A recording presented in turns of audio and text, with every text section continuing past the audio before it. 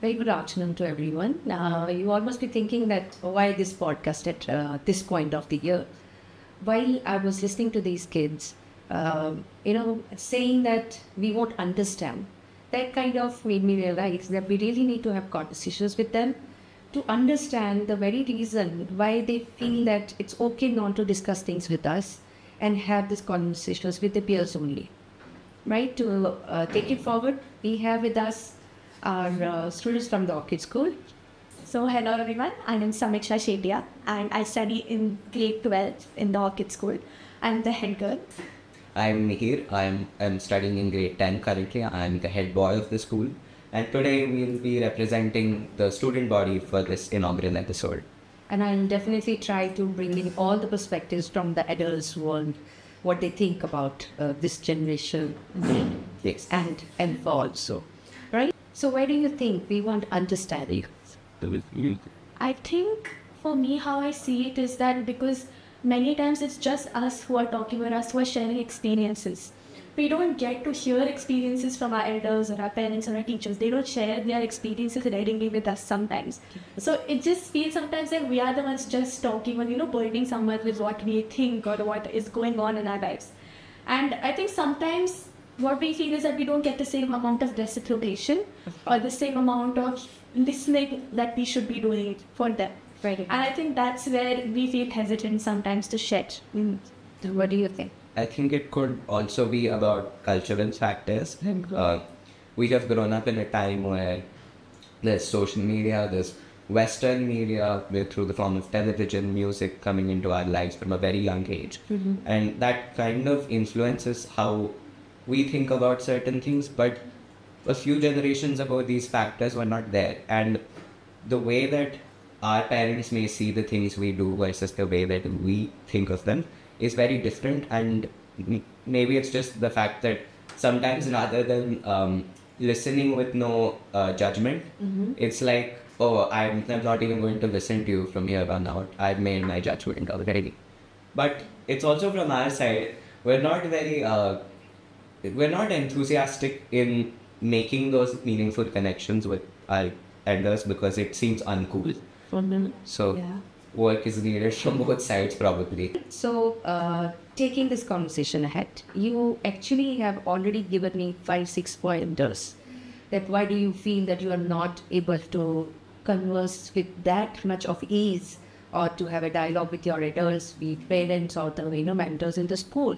For the reason, one is the want of time, right? Understanding of your perspectives on things in life, cultural or social media and all.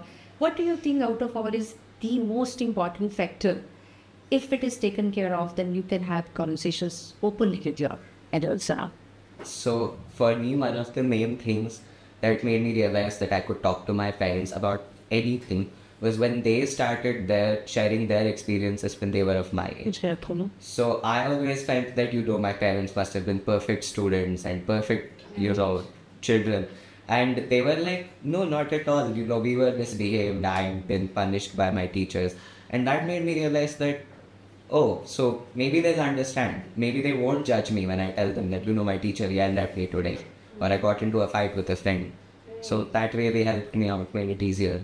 So you want to come out of that very ideal image of a child, what you perceive that they probably have about you, right? So then for me, it's like a message to the parents that or the adults around that please don't have any preconceived notion about your child or the student you are dealing with, because they are also like any other regular, children who we were at the time at the stage when we were the kids. So when you feel that if they are able to understand that, then how will you take care of the time thing? What is the time you feel is the right time to have those conversations in a day's time? I think you don't go about to those conversations directly. It's a very step-by-step process. You start from the very basics, like when you are learning, you start from the very basics. I think this is also one thing where you should start from the very basics, or start from the fundamentals, where you start by sharing small things about how was your day, what you do today, what happened. But I think as you start developing that comfort zone, as you start getting to realize, okay, I think after all they don't think that that differently than how I think, that's when you'll be able to, thoroughly or completely put yourself out there. And that I realized because earlier I used to maybe not talk to my parents at all. I used to feel really nervous, or I used to think that maybe because we don't share the same interests, they won't understand me. But I think at the end of the day, I slowly started telling them, okay, I think I like this, I think I like that, or like, about my day, what did I do today, or what happened in my relationship with my teachers, my friends and all that. And I think gradually that conversation has become much better, and I think I'm more open with them now. So I think it's a very step-by-step process. It doesn't start. It's not time bound. You can have conversation like, for example, over a cup of tea, or while just getting ready, or, when you are, just welcoming your parents back home when they're coming back from work. Yes. I also have realized during this, 2 points which you've shared, that as much as we need not to idealize the child's image, similarly the parents are also regular normal human beings. You can't, as their children can't always say, oh, my parents are the perfect human beings. And these kind of misconceptions or preconceived ideas can be taken care of when you have this conversation around with each other. Another thing which you both spoke about was that social media. So how do you think it impacts the conversations at home or in the school system? If we can work this one. I think we view social media in a very different way than how maybe the elders do. Especially because the elders, I can just give a basic difference. Elders use Facebook, we use Instagram. Okay. There's only a large gap over there. Already, And I think we are much more into social media related to everything, even when it comes to studies. We rely on social media, watch videos, go to different websites and try to study that way. But at the same time, when we talk about social media to our parents, they think that we are just wasting our time. So I think that's where sometimes, the idea can go haywire, and people might think, or like your parents or, the elders might think that you're not using social media in the right way. But I think at the end of the day, what we are trying to do is definitely sometimes we might get overindulged or might, spend more time than actually needed. But we also use it usefully is what I think. So I think you said it very rightly. It's not just the content, but also the time spent on social media is what is their concern. So if we really need to break that kind of a barrier and make it into a bridge sort of a thing in a positive way, how would you like your parents to be engaged in what you watch on social media, so that they understand, this is what it is. There is not always a, that intrusion to privacy kind of a feeling from the child's side. Because it's okay if the parents see what you are watching, if it is all right, in all positive ways.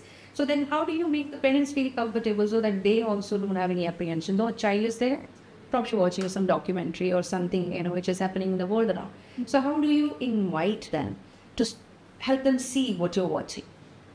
So I was given Instagram right when it became, okay for me to have Instagram. I think around 13, I had an Instagram account.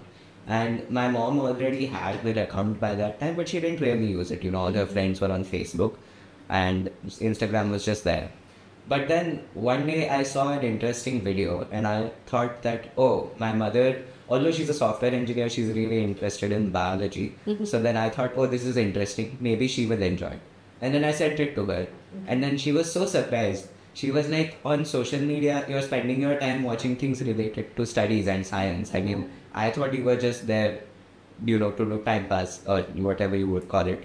So now we have that rapport where we can send each other reels or videos. It's beautiful, isn't it? Yeah. So this is kind of a bit buster there. Yeah. Everything what you watch is not irrelevant. Yes. For me, it's like my mom isn't on Instagram or social media, so she definitely thinks that I waste my time a lot. But sometimes what happens is I'm really into dancing, so I keep watching dancing videos, and if I want to learn something, I show her, like, how is this? Do you think I should learn this? So at that time, she understands that it's not just, I'm not wasting my time. Or also sometimes if there are really nice ethnic clothes to shop, I show it to her because my mom is really into saris and all that. So I show it to her and then she gets interested, then she sees it, then she tells me, send the links to me. So she knows that it's not just like a waste of time, but also can be a useful thing. So basically finding the common. Yeah, common. Yeah. So that's very important, that you understand, why probably not taking it as like, it's my right to be private and not share the password and all. That kind of makes the parents be intrigued. Why is this happening? Why the child is with the gadget and in the corner of the room or in his or her room. We still can have that conversation and still, exchange whatever is happening. And this holds true for the parents also. Whatever relevant as parents or as adults we watch, we can always share, this is something which you need to take care of. I think most of the things have become a problem because we have preconceived notions about what you do is always wrong and what I do is always right. Right? So out of this, there's another one thing which comes in which can be a barrier, that the language which we use probably is not understood. Yeah. Yeah. So, do you think? I think a couple years ago when lockdown started initially, I went through a phase where I thought this is like taking it very literally, but where I thought my mother tongue was very uncool, that I was like, I don't want to talk in Marathi. And so I didn't really use it in my everyday language. And my dad was always very frustrated with me. He's like, we speak Marathi in the house, why are you always speaking in English? And then I realized that was because I also had preconceived notions about what is cool, what is uncool. And I think at first it was a bit difficult for me, but then I started having daily calls with my grandmother. And then the only way to get your point across really efficiently with, grandparents is to speak in your mother tongue, so Marathi. And then I was like, oh, it's a beautiful language, and I'm just, preventing my own enrichment from, by not using it. So then I started using it with my parents, in my family, and now I use it pretty much everywhere. And that actually made it a lot easier, and my father was, of course, very proud. Of course, I mean, again, taking pride in what we are and not, you use the word cool. It's not cool to do this and all. Whereas parents feel, no, it's okay to be like this. And then to understand their point of view is something which we feel as adults, that just pay attention to what you're saying, And then comes the next question. Do you think you are listened to very well, or you are listening to your adults very well, and then to take the conversation forward? Or it's just for the sake of it, being there and, be part of the conversation? Personally, I feel there are some times where I might ignore it, or I might not pay much attention to it, because at that point maybe just like a frustration type of thing is created in which my mom is saying something, then I say something back, and then she's not able to understand what I'm saying, I'm not able to understand where she's coming from, and then we just break into a fight. But then later on, when I think about it, I take some time, grow over it, and then I understand that I think where she's coming from and what she's trying to convey to me is also as important as what I'm trying to say.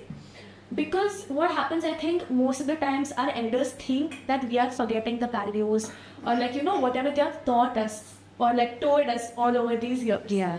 But the thing is that we have that imbibed inside of us, and I think I know personally I have a lot of things that my parents have taught me, and I still follow them.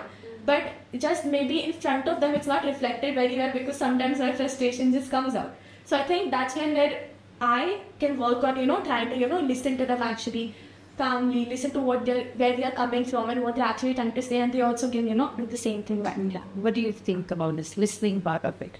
I think it's like a conversation has to happen between two individuals, and it goes if I am acting in a certain way or talking in a certain way, then I cannot expect better treatment, right? If I am being rude, or if my parent is being rude for that matter, it happens, then neither side is entitled to expect better treatment. But then sometimes you have to be the bigger person and understand that, oh, maybe this is just pent up emotions from some other aspect of their life, which is being, unfortunately, but it does happen, is being channeled out here, and maybe it's a place where they can vent. And to put that aside and listen to what they're saying without judging them is probably the best way to go about it. I am really happy and very proud that you said this. Yes, Pete. Yeah, I just wanted to add on and say that I think one of the reasons why this happens is because we constantly compare ourselves to our friends. We see maybe how their parents are treating them, or we compare their relationship with their parents with our own relationship with our own parents or our elders or our teachers for that matter of fact. And I think that really plays in with our head, and it makes you feel like, why can't I be that way, or why can't this thing be that way? But I've grown to realize that every relationship has its pros and cons in its own way. Nothing is perfect over here. So I really want to sum it up in a way that as much as you have understood already, and I'm very happy that you were very candid and very honest about what you felt about your parents' kind of reasons of not having conversations. I want to say on behalf of all the adults here that all we want to say is we trust you. Just come and talk to us. We'll try and understand, because we were also not parents by default. Like, we also grew up to be the parents, and we also have had, as you said, childhood memories of not doing things the way they should be. And this is a generation, next generations will also have. But at least today is the time when we can talk about it. There's no restriction on saying that, hey, I need your time. Mama, I want to talk to you. Papa, I want to. If they don't do it, then you have also your ways and means to tell, please listen to me. Rather than not having that conversation, even if it is an argumentative or disagreement, don't go into silos and just be silent. Even if it is the toughest of the thing to speak about conflicts within, outside. I think like you speak with your peers. Yes. Yeah. Talk to your parents and adults around. I think that will help us to help him. Don't feel that we don't want to understand. The very fact that we want to and you are ready to talk will take care of everything.